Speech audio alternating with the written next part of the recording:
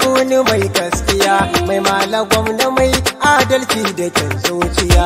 Saka lafiya ga miji mazan kwarai maliya, baka ki karya gada kayo mai kiyara taya. Igiyar daura maza sarka ka gama lafiya, a kashin bugun kashi mai mala mai farar aniya.